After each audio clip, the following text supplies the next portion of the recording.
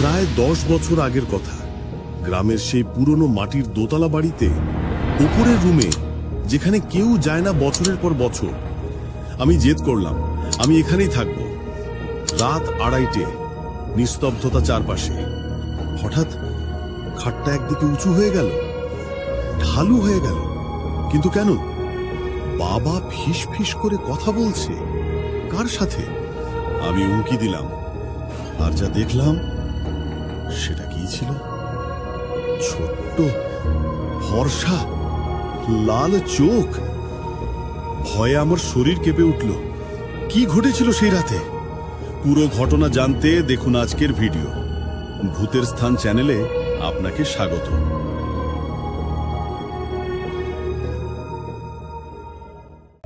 আজ তোমাদের যেই ঘটনাটি শোনাবো তা ঘটেছিল প্রায় 10 বছর আগে। কোনো একটা কারণে আমি, আমার বাবা আর চাচা, আমরা 3 জন মিলে গ্রামে গিয়েছিলাম। আমাদের গ্রামের বাড়িটা একদম অন্যরকম। সাইডে একটা পুরনো বাড়ি আছে, মাটির দোতলা, নিচের ঘর মাটির, উপরের দেয়ালও মাটির। এটা বানানো হয়েছে প্রায় 19 শতাব্দীতে। অনেক বছর হয়ে গেছে, কিন্তু এখনো অক্ষত আছে।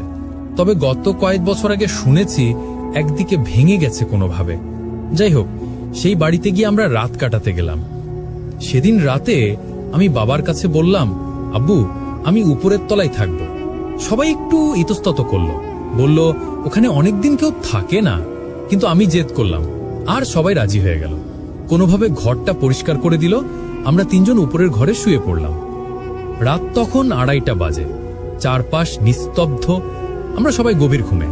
হঠাৎ আমার ঘুম ভেঙে গেল একটা বিড়বিড় আওয়াজে।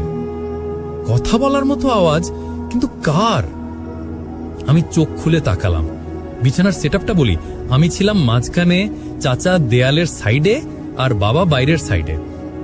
ঘুম ভাঙতেই দেখি আমাদের খাটটা একদিক থেকে উঁচু হয়ে আছে, একটা কর্নার থেকে প্রায় খুব উঁচু, ঢালু হয়ে গেছে। প্রথমে তো আমার কাছে একটু মজার লাগলো ব্যাপারটা, কিন্তু পরক্ষণেই ভয়ে কাঁটা দিল শরীরে। আমি পাশে তাকিয়ে দেখি বাবা নিচু হয়ে পায়ের দিকে তাকিয়ে কার সাথে জানি কথা বলছে। কিন্তু কার সাথে? টোনটা এমন যেন কোনো আদবের সাথে কথা। আমি অবাক হয়ে জিজ্ঞেস করলাম, আব্বু, কি হয়েছে? আব্বু ঝাঁঝালো সুরে বললেন, চুপচাপ শুয়ে থাকো, উঠবা না। আমি তো আরো অবাক লাগলো, কেন শুয়ে থাকতে বলছেন? আমি আব্বুর উপর ভর দিয়ে উকি মারলাম, আর যা দেখলাম সেটা আমার জীবনের সবচেয়ে ভয়ঙ্কর দৃশ্য। প্রায় 1.5 থেকে 2 ফুট লম্বা একটা মানুষ, মানে মানুষ বলে মনে হলো, কিন্তু সাধারণ না। একটা বৃদ্ধ লোক, সাদা পাঞ্জাবি পরা, পা পর্যন্ত ঢাকা, দাড়ি অনেক লম্বা, মাথায় টুপি, চামড়া অনেক ফর্সা, আর চোখগুলো টকটকে লাল। সে খাটের একটা পায়া ধরে উঁচু করে রেখেছে, সেই জন্যই খাটটা ঢালু হয়ে আছে। ঘরের পরিবেশটা প্রচন্ড ঠান্ডা, যেন হিমশীতল বাতাস ঘুরছে চারপাশে। আমি তো ভয়ে জমে গেলাম। বাবা খেয়াল করলেন আমি উকি মারছি।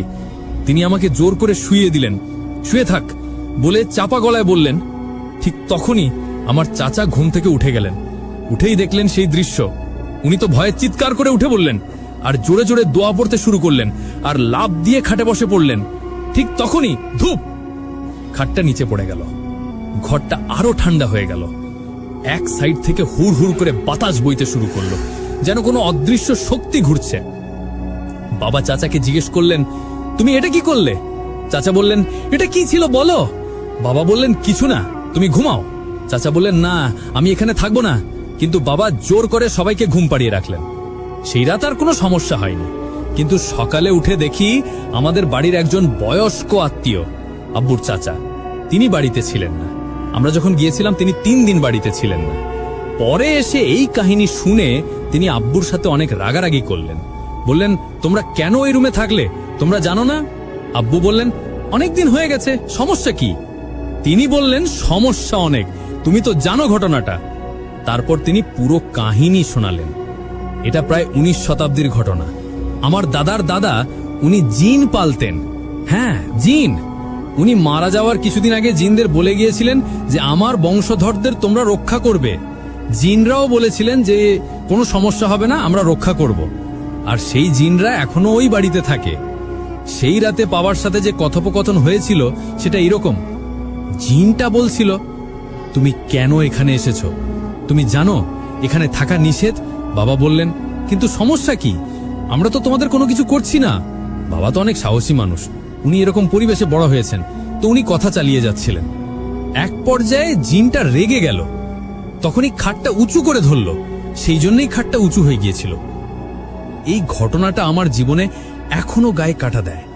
রাতে একা শুয়ে থাকলে মনে হয় যেন কেউ খাটের কোনায় দাঁড়িয়ে আছে, ঠান্ডা বাতাস বয়ে যায়। তোমরা যদি রাতে ঘুম থেকে উঠে দেখো খাট একদিকে উঁচু আর একটা ছোট্ট ফর্সা বুড়ো দাঁড়িয়ে আছে টকটকে চোখে তাকিয়ে, কি করবে তোমরা? এই ঘটনাটা শুনে তোমাদের কেমন লাগলো একটা লাইক দিয়ে নিচে কমেন্ট করে জানাও, এবং এমন রহস্যময় ভয়ঙ্কর ঘটনা শুনতে আমাদের চ্যানেলটি সাবস্ক্রাইব করে আমাদের সাথেই থাকো। আর সতর্ক থেকো, কারণ অদৃশ্য জগৎটা আমাদের চারপাশেই ঘুরছে। আল্লাহ হাফেজ।